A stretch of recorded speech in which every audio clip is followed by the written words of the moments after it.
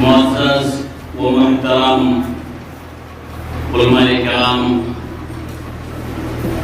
اور ذمہ داران ادارہ، اساتذہ کرام، عزیز طلباء و طالبات، سب سے پہلے ہم اور آپ اللہ تبارک و تعالیٰ کا شکریہ ادا کریں کہ اللہ تعالیٰ نے ہمیں اور آپ کو اسلام جیسی عظیم نعمت سے نوازا، جس سے بڑھ کر اور کوئی دوسری نعمت نہیں۔ پھر اس کے بعد اللہ کا فضل و کرم ہے کہ اللہ تعالیٰ نے ہمیں کتاب و سنت کی تعلیم حاصل کرنے کے لیے بہت سارے لوگوں میں سے چنا ہے۔ یہ بھی اللہ کا فضل و کرم ہے۔ سب سے پہل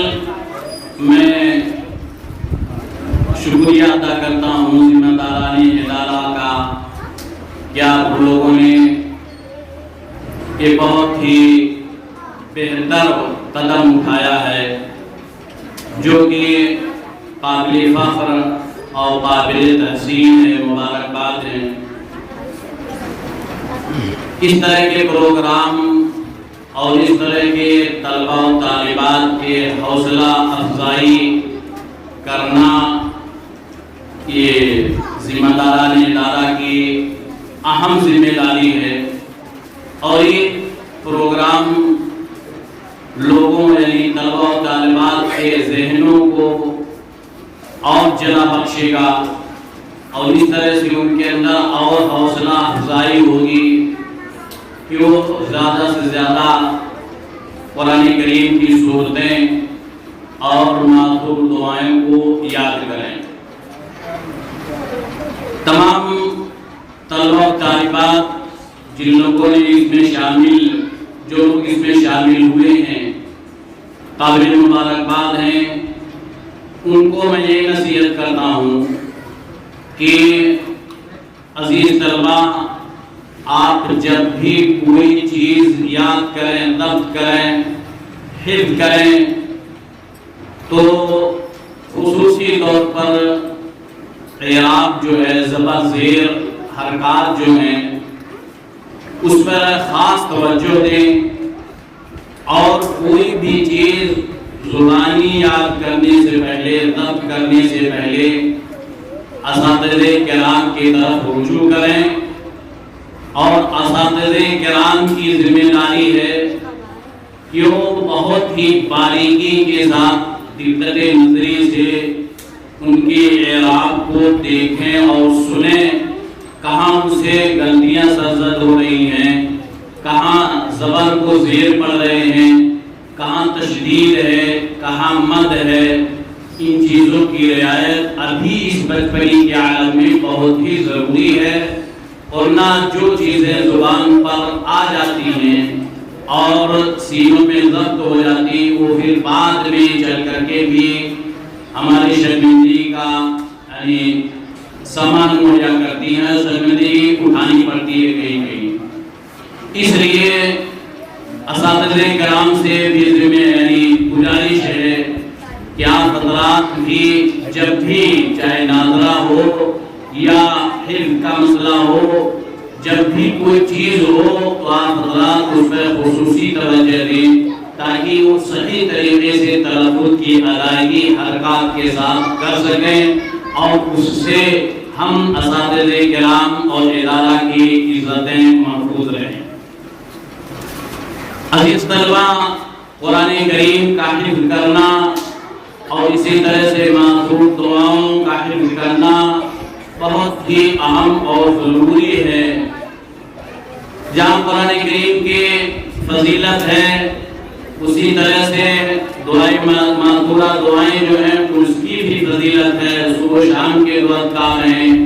کھانے پینے کے جو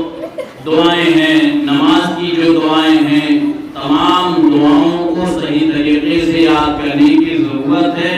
اور دعا کی الگ فضیلت ہے، اور قرآن کریم کو حفظ کرنے کی الگ فضیلت ہے۔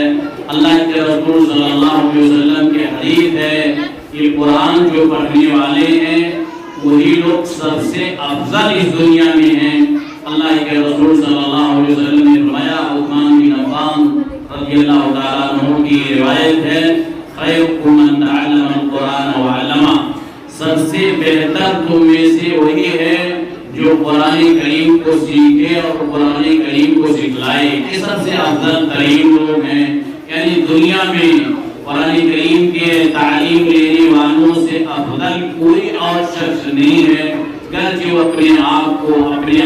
فکر اور اپنی نظر سے اچھا سمجھے، لیکن حدیث رسول صلی اللہ علیہ وسلم کی نظر میں، شریعت اسلامیہ کی نظر میں قرآن کریم کی تعلیم حاصل کرنے والے بچے بچیاں یا جو بھی اس سے جڑے ہوئے ہیں وہ سب سے افضل ترین لوگ ہیں۔ بہرحال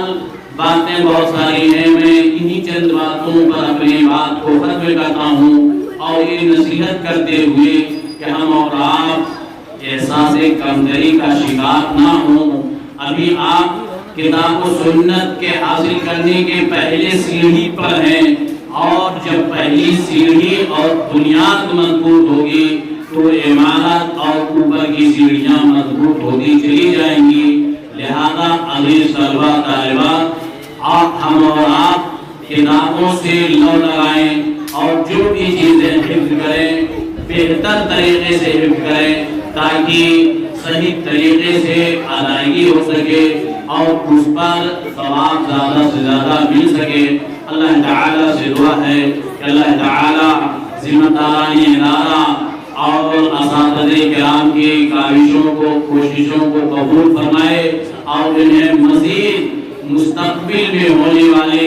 ان نونہال، یہ جو نونہال ابھی ہمارے سامنے ہیں، یہ مستقبل کے ذمہ دار ہونے والے ہیں، یہ قوم و ملت کے ایک دن رہبر بنیں گے۔ اللہ تعالیٰ ان کے دلوں میں کتاب و سنت کی محبت پیدا کر دے،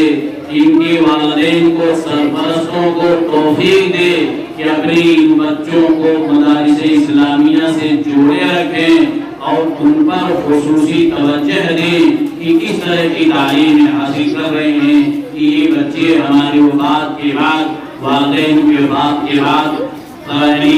فائدہ مند اور سود مند ہو سکتے ہیں۔ یہی دعا پڑھ سکتے ہیں رب ارحمہما کما ربیانی صغیرا، جو مدارس سے جڑے ہوئے ہیں۔ لہذا ذمہ داران کی ذمہ داری ہے کہ وہ اپنے بچوں کی اور بچیوں کی صحیح طریقے سے نگرانی کریں اور انہیں دینی مدارس سے جڑے رکھیں، کتاب و سنت پر، یعنی کتاب و سنت کی تعلیم کے حاصل کرنے پہ انہیں اور ذوق و شوق دلائیں، ان کی دلجوئی کریں۔ اللہ تعالیٰ ہم سب لوگوں کے دلوں میں اسلام کی محبت پیدا کر دے اور اسی طریقے سے ہم تمام لوگوں کو نیک نیتی کے ساتھ عمل صالح کی توفیق دے۔ اقول قول ھذا استغفر اللہ لی ولکم ولسائر المسلمین فاستغفروہ انہ هو الغفور الرحیم۔ السلام علیکم ورحمۃ اللہ وبرکاتہ۔